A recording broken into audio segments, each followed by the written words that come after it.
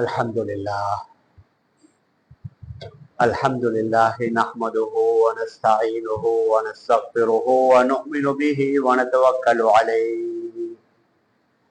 ونعوذ بالله من شرور أنفسنا ومن سيئات أعمالنا من يهده الله فلا مضل له ومن يضلله فلا هادي له وأشهد أن لا إله إلا الله وحده لا شريك له وأشهد أن سيدنا ونبينا ومولانا محمدا عبده ورسوله صلى الله على سيدنا محمد وعلى آله وأصحابه وسلم تسليما كثيرا وقد قال الله سبحانه وتعالى في محكمه التنزيل والفرقان المجيد بعد أعوذ بالله من الشيطان الرجيم بسم الله الرحمن الرحيم يا أيها الذين آمنوا إن جاءكم فاسق بنبأ فتبينوا أن تصيبوا قوما بجهالة فتصبحوا على ما فعلتم نادمين وقال النبي عليه الصلاة والسلام كفى بالمرء كذبا أن يحدث بكل ما سمع صدق رسول الله صلى الله عليه وسلم அளவற்ற அருளாளனும் நிகரற்ற அன்புடையவனுமாகிய எல்லாம் வல்ல அல்லாஹு சுப்ஹானஹு வ தஆலா அவனுக்கே அனைத்து புகழும் உரித்தாகுக.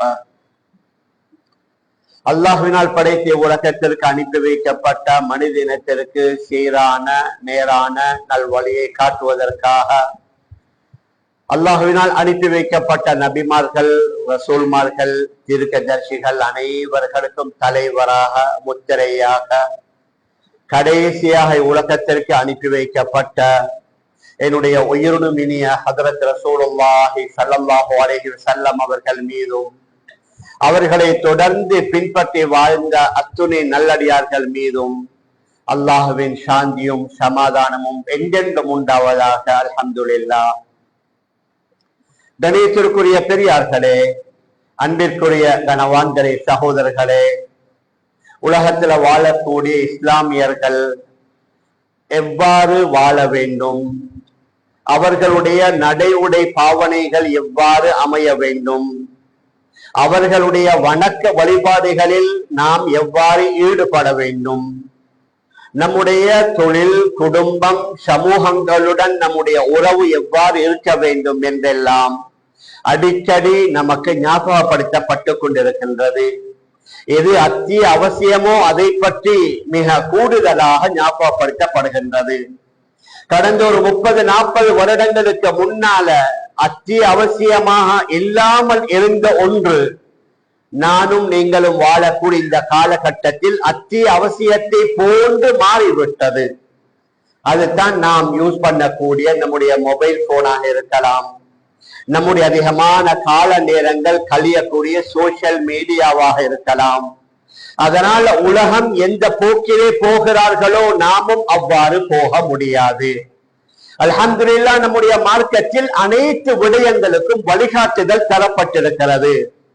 அதனால் இந்த காலத்தில் உலகத்துல மொபைல் போன் இல்லாதவர்கள் யாருமே இல்லை என்றால் மிகையாகாது.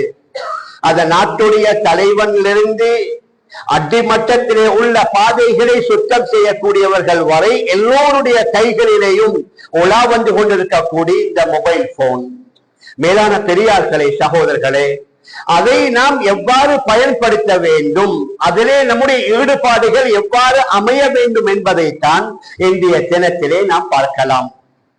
ஏனென்றால் நம்முடைய உலகத்துல நாங்க பருவ வயதை அடைந்ததிலிருந்து மரணிக்குகின்ற வரைக்கும் எந்த ஒன்றை செய்தாலும், எந்த ஒன்றை பேசினாலும், எந்த ஒரு செய்தியை அடுத்தவர்கள்ட்ட சொன்னாலும் இவைகள் ஒவ்வொன்றை பற்றியும் நாங்க மறுமையில கேள்வி கணக்கு கேட்கப்படுவோம்.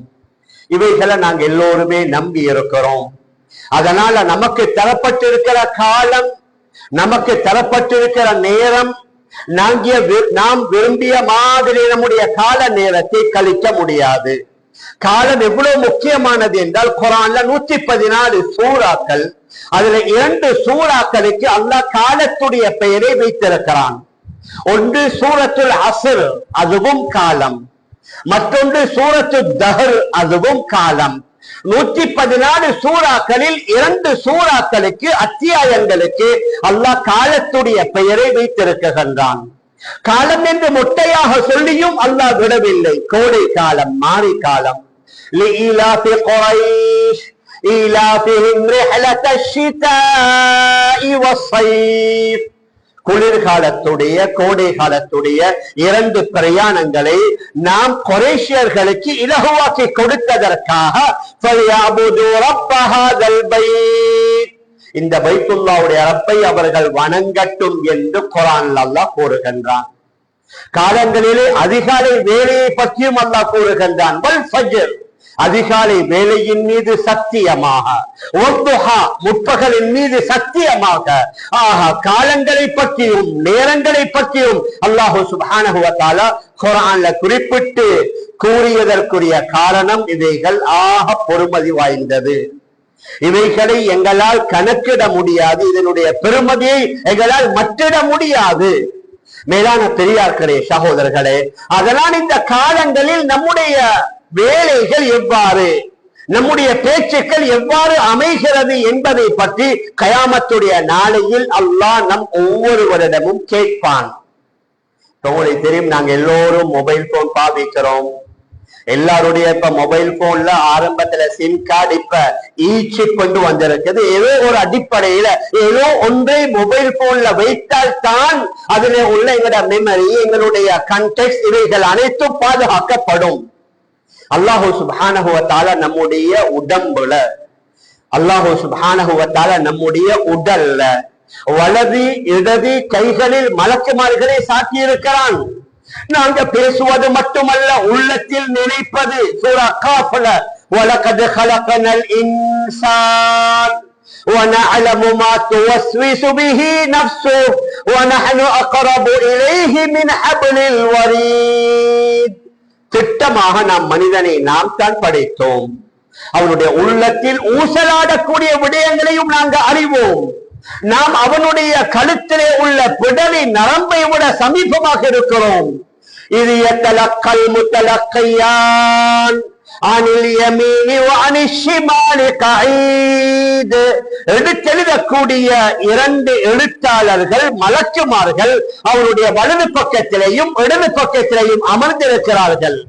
மா யல்ஃபிது மின் கௌலின் இல்லா லதைஹி ரகீபுன் அதீத். அவன் எந்த ஒரு வார்த்தையையும் உச்சரிக்க மாட்டான். அங்கே அவனை உற்று நோக்கி கண்காணித்து அதை பதிவு செய்யக்கூடிய பதிவாளர்கள் இருந்தே தவிர என்று அல்லாஹ் கூறுகின்றான். நாம் பேசி மறந்து விடுவோம்.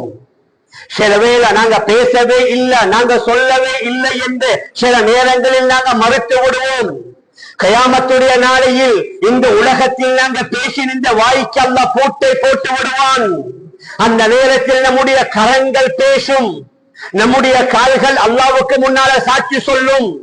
ஏன் நம்முடைய தொடைகள் கயாம நாள் அல்ல, கயாம நாளுக்கு முன்னால உலகத்துடைய அந்த அழிவுனுடைய கடைசி நேரங்களில் ஒரு மனிதனுடைய அந்த மிருகங்களை அடிக்கக்கூடிய அந்த சாட்டையும் பேசும், அவனுடைய செருப்பனுடைய வாரும் பேசும், நம்முடைய தொடைகளும் பேசும் என்று நபியுடைய மிக தெளிவான ஹதீஸ். குர்ஆனிலே அல்லாஹ் கூறுகின்றான், அல்யௌம நக்திமு அலா அஃப்வாஹிஹிம் وتكلمنا أيديهم وتشهد أرجلهم بما كانوا يكسبون. அந்த மறுமையுடைய நாளையில் அவர்களுடைய நாவுகளுக்கு நாங்க பூட்டு போட்டு விடுவோம். இந்த வாயால பேச முடியாது, நம்முடைய கரங்கள் பேசும், நம்முடைய கால்கள் சாட்சி சொல்லும் என்று அல்லாஹ் சூரா யாசீன்ல குறிப்பிடுகின்றான். மேலான பெரியார்களே, சகோதரர்களே, நாங்க நன்மைகள், நல்ல காரியங்கள், அமல் இபாதத்துகள் குறைவாக செய்தாலும் சில வேளை எங்களுடைய அங்க அவயவங்களால நாம் செய்யக்கூடிய சில தவறான பாவமான காரியங்களின் மூலமாக அல்லாஹ்வுக்கு முன்னால நாங்க மாட்டி விடுவோம், மாற்றப்பட்டு விடுவோம். அதனால தான் நாங்க பேசக்கூடிய ஒவ்வொரு பேச்சாக இருக்கலாம், எங்களுக்கு வரக்கூடிய இந்த செய்தியாக இருக்கலாம், எங்களுக்கு வரக்கூடிய இந்த காட்சியாக இருக்கலாம், முதலாவது அந்த செய்திகள், முதலாவது அந்த படங்களோ காட்சிகளோ அதை நாங்க எவ்வாறு எடுக்க வேண்டும். குர்ஆன் அல்லாஹ் மிக தெளிவாக யா அய்யுஹல்லதீன ஆமனூ இன் ஜாஅகும் ஃபாஸிகுன் பினபஇன் ஃபதபையனூ, ஈமான் கொண்டவர்களே, ஃபாஸிகான தீயவன் ஒரு செய்தியை கொண்டு வந்தால் முதலாவது தீர விசாரியுங்கள். அன் துஸீபூ கௌமன் பிஜஹாலா ஃபதுஸ்பிஹூ அலா மா ஃபஅல்தும் நாதிமீன். நீங்கள் அறியாமையின் காரணமாக குற்றமற்ற ஒரு சமூகத்தார்களை குற்றவாளிகளாக நீங்கள் ஆக்கி விடாமல் இருப்பதற்காக எந்த செய்தி வந்தாலும் அதை தீர விசாரியுங்கள். அதனுடைய நம்பகத்தன்மை என்ன, அதனுடைய உண்மையான செய்திகள் என்ன. இப்ப வந்திருக்கிறது ஆர்டிபிஷியல் இன்டெலிஜென்ஸ். சில வேளை நாங்க பேசுற மாதிரி இருக்கும், நாங்க வாய் அசைக்கிற மாதிரி இருக்கும், நம்முடைய முகமும் முன்னாலே இருக்கும், உண்மையில நாங்க பேசுறதும் இல்ல, நாங்களும் இல்ல. அந்த மாதிரியான கருவிகள் இன்றைக்கு வந்திருக்குது. மேலான பெரியார்களே, சகோதரர்களே, அதனால முதலாவது நமக்கு வரக்கூடிய எந்த செய்தியாக இருந்தாலும் சில நேரங்கள்ல சிலர்கள் பார்க்கிறது இந்த மெசேஜ உலகத்துல முதலாவது கொடுத்தது நான், அதனால் அதை கண்ணை மூடிக்கொண்டு வந்த செய்தியை உடனடியா பரத்திட்டது ஒரே ஒரு பட்டன். அந்த குரூப்பில் உள்ள 500 பேர், 1000 பேர், 10,000 பேர், உலகத்தில் உள்ள 7 கண்டங்கள்ல, ஆஸ்திரேலியாவோட, அமெரிக்காவோட, கனடால எங்கிருந்தாலும் மறுவினாடி அந்த செய்தி போய் சேர்ந்துடும். இதை யாராவது பார்த்து அதை லைக் பண்ணினா, அதை இன்னும் கொஞ்சம் ஷேர் பண்ணினா இவருக்கு சரியான சந்தோஷம். என்னுடைய ஃபாலோவர்ஸ பாருங்க, என்னுடைய ஃபாலோவர்ஸ் இப்ப லட்சத்தை தாண்டிட்டாங்க, என்னுடைய ஃபாலோவர்ஸ் மில்லியனை தாண்டிட்டாங்க. மேலான பெரியார்களே, சகோதரர்களே, ஃபாலோவர்ஸ் கூட கூட கூட கியாம நாள் அல்லாஹ்வுடைய கேள்விகள் அதிகமாகும் என்பதை நாங்க மறந்து விடக் கூடாது. முதலாவது வந்த செய்தியுடைய உண்மை நம்பகத்தன்மை என்ன, அதனுடைய யதார்த்தம் என்ன, அதை சொன்னது அதை செய்தது யார், ஒரு முஸ்லிமான மனிதனா? முதலாவது அல்லாஹ் என்ன கூறுகின்றான் குர்ஆனிலேயும், இஜ்தனிபு கஸீரம் மினல்-ظن, வீணான கெட்ட எண்ணங்களிலிருந்து நீங்க தவிர்த்து கொள்ளுங்கள். இன்ன பஅத-ظن இஸ்முன், நீங்க சில நினைப்புகளை நினைப்பீங்க, கெட்ட எண்ணங்களை வைப்பீங்க, ஆனா சில பேர் அது பாவமாக மாறிவிடும். மேலான பெரியார்களே, சகோதரர்களே, அதனால தான் ஹஜ்ரத் ரசூலுல்லாஹி ஸல்லல்லாஹு அலைஹி வஸல்லம் சஹாபாக்களை மிக அதிகமாக எச்சரித்தாங்க. தேவையில்லாத விடயங்களை பேசிடாதீங்க, தேவையில்லாத விடயங்களை பகிர்ந்திடாதீங்க, மற்றவர்கள்ட்ட சொல்லிடாதீங்க. ஒரு மனிதன் பொய்யன் என்பதற்கு எது தெரியுமா காரணம்? கஃபா பில் மர்இ கதிபன் அய்யுஹத்திஸ பிகுல்லி மா சமிஅ, தன்னுடைய காதால கேட்கிற செய்தி எல்லாத்தையும் யாரு அடுத்தவர்கள்ட்ட கூறுகிறாரோ சொல்கின்றாரோ அவர் மிகப்பெரிய பொய்யன் என்பதை நீங்க அறிந்து கொள்ளுங்கள். மேலான பெரியார்களே, சகோதரர்களே, அதனால நாம் எதை சொல்ல வாரோம்டா, நாங்க ஒருத்தரும் கணக்கு பார்க்கிற ஆரம்ப காலத்துல ஒவ்வொரு நிமிஷத்துக்கு எல்லாம் பணம் இருந்துச்சு, இப்ப எல்லாம் ஃப்ரீ டேட்டா, நீங்க அதாவது அன்லிமிட்டட் டேட்டா, ஒரு நாளைக்கு எத்தனை மணி நேரம் வேணும்னாலும் நீங்க பேசுங்க, பகிருங்க, கண்ணால பாருங்க. ஆனால் அவைகளுக்கு பணம் இல்ல, ஆனால் அவைகளுக்கு அல்லாஹ்ட்ட பதில் சொல்லும். எந்த செய்தி எங்களுக்கு வந்தாலும் அதனுடைய நம்பகத்தன்மையை முதலாவது ஆராயோனும்.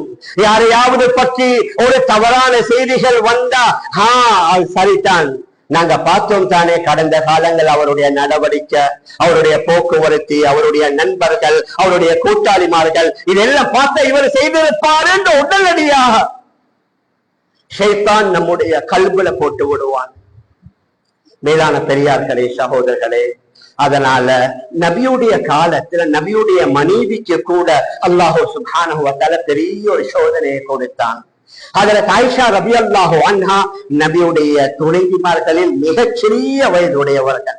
9 வயசுல திருமணம் நடந்து 18வது வயதுல நபி அவர்கள் வஃபாத்தாகி விட்டாங்க. சின்ன வயது பெண்மணி. ஒரு பிரயாண புகாரில நீண்ட ரிவாயத், நேரம் இல்லை, அதனால சுருக்கமாக குறிப்பிடுகின்றோம். ஒரு பிரயாணத்தில் செல்கிறார்கள். அங்கே இரவு வேளையிலே அவர்களுடைய வெளி தேவை பைத்துல் கலா கலா ஹாஜத்துக்காக கொஞ்சம் காட்டுக்குள்ளே சென்று விடுகிறார்கள். சென்று விட்டு வரும் பொழுது அவர்களுடன் வந்த அந்த படை சென்று விட்டது. அவர்கள் இப்பொழுது அவர்களுடைய திரும்பி வார நேரத்தில் அவங்களோட மாலை காணாமல் போய்விடுகின்றது. அந்த மாலையை தேடி போனதனால் அவர்கள் சுணங்கி விடுகிறார்கள். அந்த மாலை கிடைத்தவுடன் வந்து பார்த்தா யாருமே இல்லை. ஆனால் அவர்களுக்கு ஒரு உறுதி என்ன, யாராவது என்ன தேடி வருவாங்கன்னு அந்த இடத்தில் அப்படி அமர்ந்து கொள்கிறார்கள். கண் அயர்ந்து அவர்கள் தூங்கியும் விடுகின்றார்கள். நபியுடைய பொதுவான ஒரு வழக்கம், எங்கேயாவது ஒரு படை போய் அந்த படை வீரர்கள் எங்கேயாவது இரவுல தங்கினா கடைசியாக ஒரு ஆள் அனுப்புவாங்க, நீங்க போய் பார்த்துட்டு வாங்க, ஏதாவது மிஸ் பண்ணி இருந்தா ஏதாவது விட்டுட்டு இருந்தா நீங்க போய் எடுத்துட்டு வாங்கன்னு அப்படியாக அனுப்பப்பட்டவர் தான் ஸஃப்வான் இப்னு முஅத்தல் ரலியல்லாஹு அன்ஹு. அவர் கடைசி நேரத்துல வாராங்க. ஒரு பெண். அந்த நேரத்தில் அவர்கள் முகம் திறந்துதான் இருந்தார்கள். ஹதீஸ்ல தெளிவாக வருது, முகத்தை மூடணும் என்று ஆயத் இறக்கப்பட்டதற்கு பின்னால்தான் இந்த இன்சிடென்ட் நடக்குது. ஸஃப்வான் இப்னு முஅத்தல் வந்தவுடன் கண்டுவிட்டார்கள் இது ஹஜ்ரத் ஆயிஷா தான் என்று சொல்லி அவர்களுடைய வாயிலிருந்து வந்த ஒரே ஒரு வார்த்தை இன்னா லில்லாஹி வ இன்னா இலைஹி ராஜிஊன் என்பது மாத்திரம். உடனடி அவர்கள் தன்னுடைய முகத்தை மூடிக்கொண்டதாக புகாரி ஷரீஃப்ல தெளிவான ரிவாயத். உடனடி அவங்க வந்த அந்த ஒட்டகத்தை முட்டுக்கால் அமர வைத்து ஆயிஷா ரலியல்லாஹு அன்ஹா அந்த ஒட்டகத்துல ஏறுகிறார்கள். இவர்கள் நடந்து அந்த ஒட்டகத்தை இழுத்துக் கொண்டு வருகிறார்கள். ஆயிஷா ரலியல்லாஹு அன்ஹா மதீனாவுக்குள்ளே நுழைந்து விடுகின்றார்கள் பகல் பொழுதுல. அந்த நேரத்துல தான் எல்லா காலத்திலையும் இஸ்லாமியர்களே சிலர்கள் இஸ்லாத்திற்கு எதிராக ஒவ்வொரு நாட்டினுடைய பெரும் பெரும் தலைவர்கள் காட்டி கொடுக்கப்பட்டது அவர்களால் அல்ல, நம்முடைய சகோதரர்களால் தான். ஆயிஷா ரலியல்லாஹு அன்ஹா அவர்களின் மீது அந்த ஒரு வகையான விரோதம் கொண்டிருந்த முனாஃபிக்குகளுடைய தலைவன் ஒரு செய்தியை பரத்தி விட்டான். ஆயிஷா ரலியல்லாஹு அன்ஹா அவர்களுக்கும் அவர்களை அழைத்துக் கொண்டு வந்த ஸஃப்வான் இப்னு முஅத்தலுக்கும் தவறான ஒரு தொடர்பு ஏற்பட்டு விட்டதாக நீண்ட வரலாறு. ஹஜ்ரத் ஆயிஷா ரலியல்லாஹு அன்ஹா ஒரு மாதத்திற்கு மேலாக அழுது அவங்களோட கண்ணுள்ள கண்ணீர் வத்தி விடக்கூடிய அளவுக்கு அழுததாக ஹதீஸ் ஷரீஃப்ல வருது. கடைசியில சூரத்து நூறுல அல்லாஹ் 10க்கு மேற்பட்ட ஆயத்துகளை இறக்குகின்றான். இன்னல்லதீன ஜாஊ பில் இஃப்கி உஸ்பத்தும் மின்கும் லா தஹ்ஸபூஹு ஷர்ரன் லக்கும் பல் ஹுவ கைருன் லக்கும். நிச்சயமாக உங்களை பற்றி இந்த அவதூறான செய்தியை கொண்டு வந்தவர்கள் உங்களிலே உள்ள ஒரு குரூப் தான். நீங்க இத கெடுதியாக நினைக்காதீங்க, இது உங்களுக்காக நல்லது. கயாம நாள் வரைக்கும் குர்ஆன்ல உங்களோட குடும்பத்துடைய பெயர் ஞாபகப்படுத்தப்படுவதற்கு, அதனால இது ஒரு நல்ல சந்தர்ப்பம். இதை நீங்க ஹைரானதா கருதுங்க, சர்ரானதாக தீங்கானதாக கருதாதீங்க. மேலான பெரியார்களே சகோதரர்களே, இந்த செய்தி வந்த நேரத்துல சில நல்ல சஹாபாக்கள் கூட அப்படி நடந்திருக்கலாம் அல்லவா? நவுது பில்லாஹ். ஆயிஷா ரலியல்லாஹு அன்ஹா அவர்களால் இந்த செயல் நடந்திருக்குமோ தெரியாது என்ற மாதிரியான ஒரு செய்தி அவங்களோட வாயால வந்த நேரத்துல தான் அல்லாஹ் குர்ஆன்ல செய்திகள் வரும் பொழுது அதனுடைய ஒழுக்கம் எவ்வாறு, ஒவ்வொரு செய்திகள் வரும் பொழுது அந்த செய்தியை நாங்க எப்படி எடுக்கணும். لولا إذ سمعتموه ظن المؤمنون والمؤمنات بأنفسهم خيرا وقالوا هذا إفك مبين. உங்களோட காதுகளால இந்த செய்தி உங்களோட காதுகள்ல வந்து விழுந்த நேரத்துல முஃமினான ஆண்கள், நீங்க ஈமான் கொண்டவர்கள் ஆண்களும் பெண்களும் உங்களை போன்ற முஃமினான ஆண்கள் பெண்களை பற்றி நல்லெண்ணம் அல்லவா வைக்கணும். நீங்க என்ன சொல்லி இருக்கணும்? ஹாதா இஃப்கும் முபீன், இது மிகப்பெரிய அபாண்டம், இது மிகப்பெரிய அவதூறு என்றல்லவா நீங்க சொல்லி இருக்கணும். அடுத்த ஆயத்தில் அல்லாஹ் கூறுகின்றான், லௌலா இது சமிஅதுமூ குல்தும் மா யகூனு லனா அன் நதகல்லம பிஹாதா. இந்த செய்தியோட காதல விழுந்த நேரத்துல நீங்க எவ்வாறு சொல்லி இருக்கணும்? மா யகூனு லனா அன் நதகல்லம பிஹாதா, இதை பற்றி பேசுவதற்கு எங்களுக்கு தகுதியே இல்லை. ஏன்? இது பெரிய இடத்து சமாச்சாரம். அல்லாஹ்வை நாங்க தூய்மைப்படுத்துகின்றோம். இது மிகப்பெரிய அபாண்டம் என்றல்லவா நீங்க சொல்லி இருக்கணும் என்று அல்லாஹ் குர்ஆன்ல வழிகாட்டுகின்றான். ஆனா இன்னைக்கு சோசியல் மீடியாவுல ஒன்றுமே இல்ல. அவர்களுக்கு சமூகத்தை பற்றியோ அல்லது அவர்களுக்கு ஜெனரல் நாலேஜை பற்றியோ அல்லது மற்ற சமூகங்களுடன் எவ்வாறு ஒற்றுமையாக இருக்க வேண்டும் என்பதை பற்றியோ எந்த வகையான நாலேஜும் இல்ல. ஆனால் அந்த தடி எடுத்தவன் எல்லாம் வேட்டக்காரன் மாதிரி நினைத்தவர்கள் எல்லாம் நினைத்த மாதிரி பேசுறாங்க, நினைத்த மாதிரி செய்திகளை பரத்துறாங்க. கொஞ்சம் பேர் அவர்களை ஃபாலோ பண்ண ஆரம்பித்தா அவங்க நினைக்கிறாங்க உலகமே எனக்கு பின்னால்தான் இருக்குது. மேலான பெரியார்களே, சகோதரர்களே, ஈமான் இல்லாதவர்கள் எப்படியும் நடக்கலாம். ஆனா நானும் நீங்களும் அவ்வாறு நடக்க முடியாது.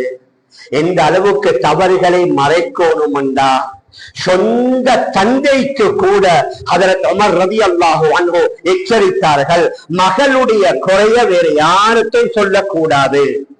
சரித்திரத்தில் வருது, ஹஜ்ரத் உமர் ரலியல்லாஹு அன்ஹு கலீஃபாவாக இருக்கிறாங்க. ஒரு ஆள் வாராரு, கொஞ்சம் சொல்றாரு, கலீஃபா அவர்களே, இஸ்லாத்துக்கு முன்னால நாங்க பெண் குழந்தைகளை உயிருடன் புதைத்தோம். நானும் என்னுடைய மகள் சின்ன புள்ள சிறுமியாக இருந்த நேரத்துல குழி தோண்டி புதைத்துட்டேன். ஆனா என்னுடைய குடும்பத்தவர்கள் போய் அந்த குழியை தோண்டி அவளை எடுத்துட்டாங்க. இப்ப அவள் பெரியவளாக மாறிவிட்டாள், இஸ்லாமும் வந்து விட்டது. அவள் இஸ்லாத்தையும் ஏற்றுக்கொண்டாள். அதற்கு பின்னால இஸ்லாத்துடைய சட்ட திட்டங்கள் கொஞ்சம் கொஞ்சமாக வந்தது. அதுல சில தவறுகளை செய்தா அவர்களுக்கு ஹத்தடிக்கணும். ஹத்தை நிறைவேற்றக்கூடிய ஒரு தவறை அவள் செய்து விட்டாள். இப்பொழுது அவளுக்கு ஹத்து நிறைவேற்றக்கூடிய அந்த காலம் வந்து விட்டது. அவள் அவமானத்தின் காரணமாக ஒரு கத்தியை எடுத்து அவளாகவே தன்னுடைய கழுத்தை வெட்டி கொண்டாள். ஆனால் முழுமையாக அந்த நரம்பு வெட்டிப்படல. அதற்கு முன்னால போய் அவளை நாங்க பாதுகாத்து அவளுக்கு சிகிச்சை அளித்து அவள் குணமாக ஆகி மீண்டும் அவள் தௌபா செய்து அவள் நல்லவளாக வாழ்ந்து கொண்டிருக்கிறாள். அவளுக்கு நாங்க இப்ப மாப்பிள்ளை பேசிக் கொண்டிருக்கிறோம். நான் கடந்த காலங்கள்ல நடந்ததை சொல்லி அல்லவா மாப்பிள்ளை பேசணும் என்று ஹஜ்ரத் உமர் ரலியல்லாஹு அன்ஹு கேட்ட நேரத்துல ஹஜ்ரத் உமர் ரலியல்லாஹு சொன்னாங்க, கடந்த காலங்கள்ல நடந்த உங்களோட மகளுடைய தவற மட்டும் நீங்க யார்கிட்டயாவது சொல்லி இருந்தா இந்த ஊர் மக்களை பார்த்து படிப்பினை பெறக்கூடிய அளவுக்கு உங்களை நான் தண்டிப்பேன், உங்களுக்கு பெரிய ஒரு தண்டனையை தருவேன். பத்தினித்தனமான ஒரு பெண்ணுக்கு மாப்பிள்ளை பேசுவது மாதிரி நீங்க உங்களோட மகளுக்கு மாப்பிள்ளை பேசணும். ஏன் ஹஜ்ரத் உமர் ரலியல்லாஹு அன்ஹு என்ன சொல்ல வராங்க? மனிதர்களால தவறுகள் நடக்கலாம், ஆனால் அந்த தவறுகளை பகிரங்கப்படுத்துவதல்ல இஸ்லாமிய அணுகுமுறை. எந்த அளவுக்கு தவறுகளை மறைக்கலாமோ பல காரணங்களை சொல்லி தவறுகளை மறைக்கணும். நபிக்கு முன்னால ஒரு ஆள் வாராரு, யா ரசூலல்லாஹ், என்னால விபச்சாரம் நடந்து விட்டது, எனக்கு தண்டனையை தாங்க. அவரே ஏற்றுக்கொள்கிறார். நபி அவங்க சொன்னாங்க, இல்ல, அல்லாஹ் லமஸ்தஹா, முஸ்லிம் ஷரீஃபுடைய ரிவாயத், அந்த பெண்ணை நீங்க கையால தொட்டு இருப்பீங்க,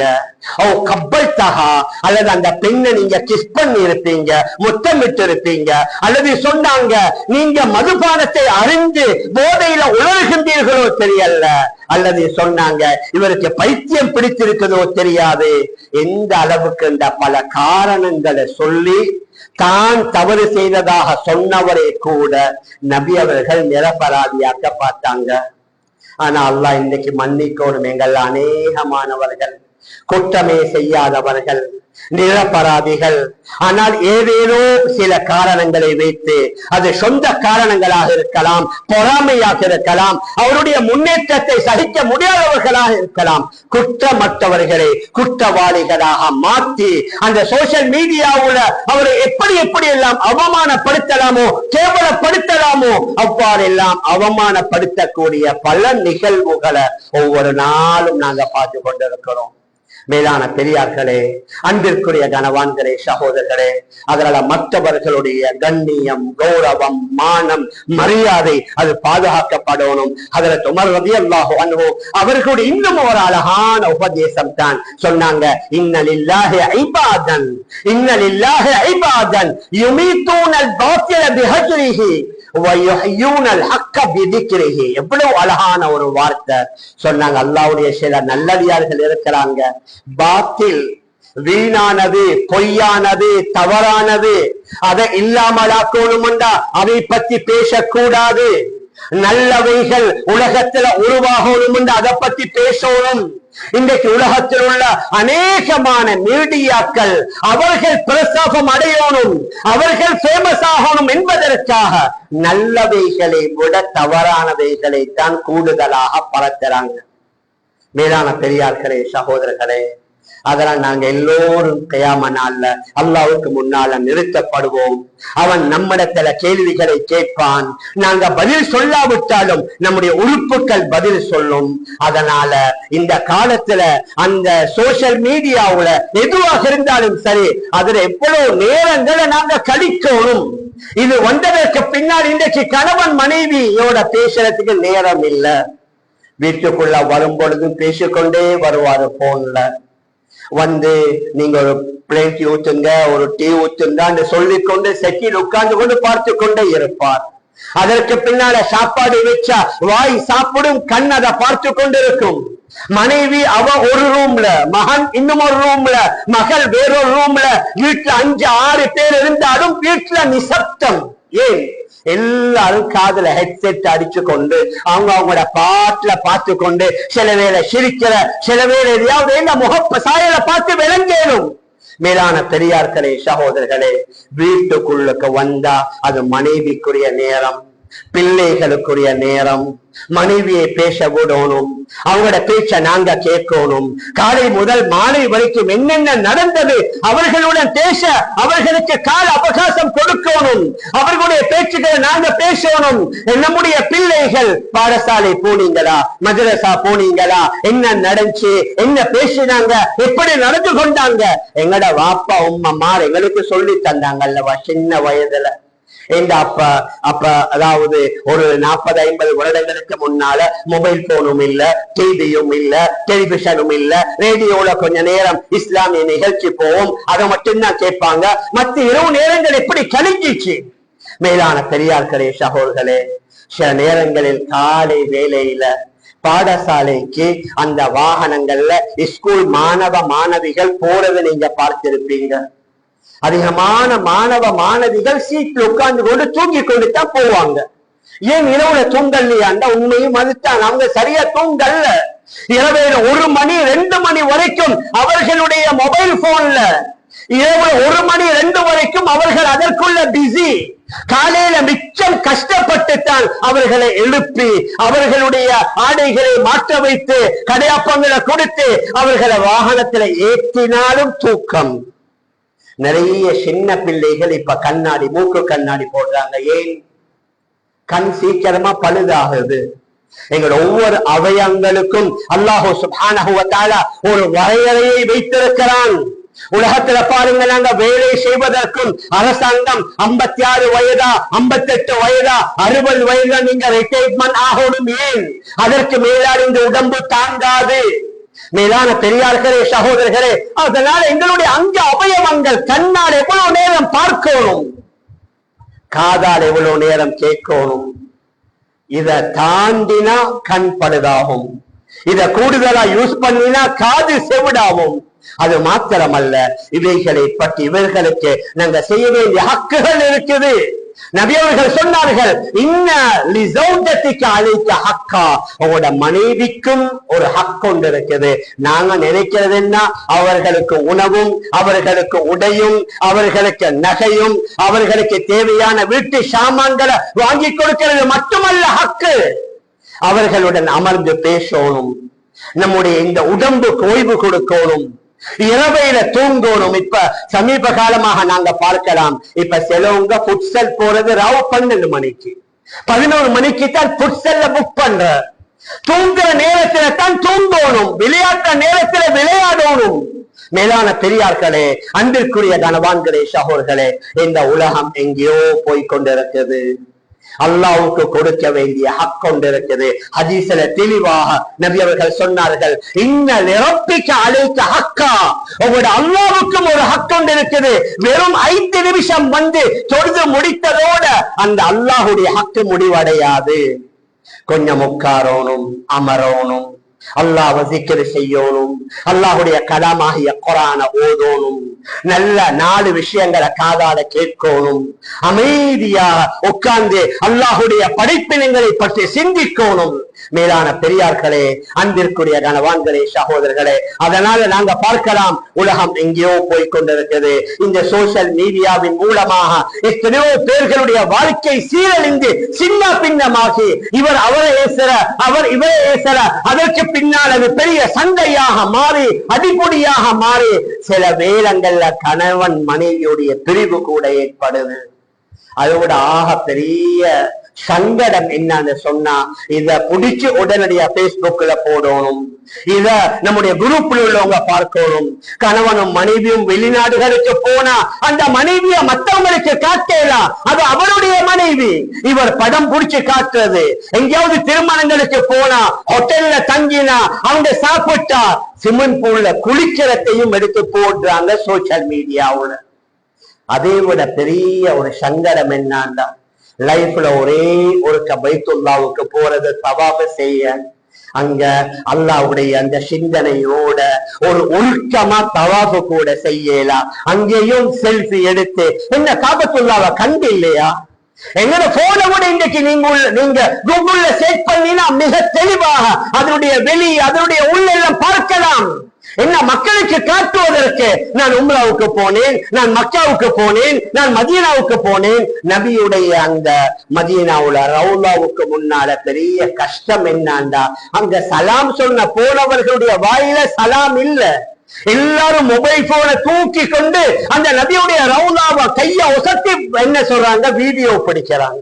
என்ன காட்டணுமாம், நாங்க மதீனாவோட இருக்கிறோம், நாங்க ரவுதாவோட இருக்கிறோம். நான் எதை சொல்ல வாரேன், ஜனாசாவை வச்சுக்கொண்டு அங்க செல்ஃபி, அங்க சிரிக்கணுமா? ஜனாசாங்க ஒரு கவலை, அந்த கவலையில அங்கேயும் போட்டோ பிடிச்சு கொண்டு சில நேரங்கள்ல மகனோ மகளோ போரின்ல இருக்கிறாரு, ஒரே ஒரு தடவை கொஞ்சம் வாப்பாவை பார்க்கணும், அது பிரச்சனை இல்ல. வாரவங்க எல்லாத்தையும் வச்சுக்கொண்டு ஜனாசாவை வைத்துக் கொண்டு அங்கேயும் செல்ஃபி, மையவாடியிலையும் செல்ஃபி, மஸ்ஜிதுக்குள்ள நடக்கிற அமல்களையும் பிடித்து. மேலான பெரியார்களே, சகோதரர்களே, ஒரு பயங்கரமான உலகத்துல நானும் நீங்களும் வாழ்ந்து கொண்டிருக்கிறோம். அதனால உலகத்தை கட்டுப்படுத்தலாம், இந்த நாட்டு மக்களை கட்டுப்படுத்தலாம். ஆனா நான் என்ன கட்டுப்படுத்தலாம்? நீங்க உங்களோட கட்டுப்படுத்தலாம். வீட்டில் உள்ள பெரியவர்கள் தங்களை கட்டுப்படுத்தினா சிறியவர்கள் கட்டுப்படுவார்கள். வாப்ப கண்ட்ரோல் இல்லாம மகனை கண்ட்ரோல் பண்ணலாம், உண்மை தன்னை கட்டுப்படுத்தாம மகளை கட்டுப்படுத்தலாம். மேலான பெரியார்களே, சகோதரர்களே, எங்களை அறியாமல் லட்சக்கணக்கான பாவங்களுக்கு அல்லாஹ் பாதுகாக்கணும். நாங்க காரணிகளாக மாறிவிடுவோம். என்ன நபியுடைய காலத்துல நேரம் இல்ல, சில உண்மையை கூட சொல்வதற்கு நபி ஸல்லல்லாஹு அலைஹி வஸல்லம் வேணாம்ண்டாங்க. உண்மைதான். அதனால வார எல்லாத்தையும் மக்களுக்கு பரத்தணும் என்பதல்ல. எந்த செய்தி தேவை, எந்த மெசேஜ் தேவை, எந்த குடும்பத்தில் நான் இருக்கணும், எந்த குரூப்ல நான் இருக்கணும், ஏன் எங்களுடைய கால நேரம் வீணாக செல்வதற்காக இந்த உலகத்துல மிகப்பெரிய முயற்சிகள் நடக்குது. அதனால எந்த ஒரு செய்தியாக இருந்தாலும் இந்த பஞ்சு மாதிரி தான் இந்த காலத்தில் உள்ள இந்த செய்திகள். ஒரு பஞ்சு முட்டையை அவிழ்த்து அந்த பஞ்சை பறக்க விட்டதற்கு பின்னால அந்த பஞ்சை மீண்டும் ஒன்று சேர்க்கலாம். அதை விட வேகம் தான் இந்த தொழில்நுட்பம், ஹைடெக் இந்த காலத்துல எங்களோட செய்திகள் அவ்வளவு வேகமா பறக்கும். ஆனா நாங்க எங்களை கட்டுப்படுத்தணும். இரவேல் இத்தனை மணிக்கு நான் என்னுடைய போனை ஆஃப் பண்றேன், என்னுடைய டேட்டாவை ஆஃப் பண்றேன். காலையில சிலர்கள் கல்லாவாக போகுது, எழும்பியவுடன் முதலாவது போனைத்தான் கிண்டுறது, தூங்கி எழும்பினதோட. யாரு பாத்திக்கிறாங்க, என்ன செய்தி வந்திருக்கு, அட சுபஹ் ஜமாத் மிஸ் ஆக போகுது, சுபஹ் கலாவாக போகுது, அதை பத்தி உண்டான அக்கறை இல்ல. அப்படி இந்த ஒரு தொழுகையை கலாவாக்குறது, ஒரு ஜமாத்தை விடுறது எவ்வளவு பெரிய நஷ்டம். மேலான பெரியார்களே, சகோதரர்களே, இப்படியே நாங்க அடுக்கி கொண்டு போகலாம். நாங்க ஒவ்வொருவரும் நீங்க யோசிச்சீங்கன்னா தெரியும் எங்களோட கால நேரம் எவ்வளவு கழியுது. அதனால நாங்க எங்களை கட்டுப்படுத்தினால் இன்ஷா அல்லாஹ் எங்களோட பிள்ளைகளை அவங்க கட்டுப்படுவாங்க, நாங்க சொல்ற மாதிரி நடப்பாங்க. கயாம நாளையில அல்லாஹுடைய கேள்வியிலிருந்து நாங்க தப்பலாம். இல்லாவிட்டால் நாங்க செஞ்ச கொஞ்சம் அமல், ஆனால் எங்களை அறியாமல் நாங்க அதாவது டெக்ஸ்ட் பண்ணின, நாங்க லைக் பண்ணின, நாங்க ஷேர் பண்ணின, செய்திகளோ காட்சிகளோ அல்லது எங்கட பலோவஸ் செய்த அந்த தவறுகளுக்கு நாங்களும் பதில் சொல்லி ஆகணும் என்பதில் மாற்று கருத்து இல்ல. மேலான பெரியார்களே, அன்பிற்குரிய கனவான்களே, சகோதரர்களே, அதனால இதுல நாங்க எங்களை கட்டுப்படுத்தி ஒரு கண்ட்ரோலுக்கு வந்து தேவையான குடும்பங்கள்ல மாத்திரம் இருப்போம், மற்ற எல்லாத்தையும் டிலீட் பண்ணுவோம், தேவையானவைகளை மட்டும் பார்ப்போம், மற்ற எதுகளையும் ஓபன் பண்ண மாட்டோம் என்ற ஒரு உறுதிக்குள்ள வந்தால் நாங்க எங்களையும் பாதுகாத்துக் கொள்ளலாம், மறுமையில் அல்லாஹ்வுடைய பிடியிலிருந்து நாங்க தப்பித்துக் கொள்ளலாம். மேலான பெரியார்களே, சகோதரர்களே, அந்த அடிப்படையில நாங்க எங்களோட வாழ்வை அமைத்துக் கொள்ள எல்லாம் வல்ல அல்லாஹ் நம் அனைவர்களுக்கும் தௌஃபீக் செய்வானாக. ஆகவே யா அல்லாஹ் நம் எல்லோருடைய பாவங்களை மன்னிப்பாயாக, நம்முடைய பெற்றோர்களுடைய பாவங்களை மன்னிப்பாயாக, நம்முடைய உற்றார்கள் உறவினர்கள் முழு உலகத்தில் உள்ள அனைத்து இஸ்லாமிய ஆண்கள் பெண்களுடைய பாவங்களை மன்னிப்பாயாக. உலகத்துல வாழும் காலமெல்லாம் நீ விரும்புகின்ற மாதிரி வாழ்வதற்கு நீ உதவி செய்வாயாக. நம் எல்லோருடைய முடிவை நல்ல முடிவாக ஆக்கி நம் அனைவர்களுக்கும் ஜன்னத்துல் ஃபிர்தௌஸ் என்ற சுவர்க்கத்தை தந்திருவாயாக. ஆமீன் ஆமீன் யா ரப்பல் ஆலமீன் برحمتك يا ارحم الراحمين والحمد لله رب العالمين. الحمد لله.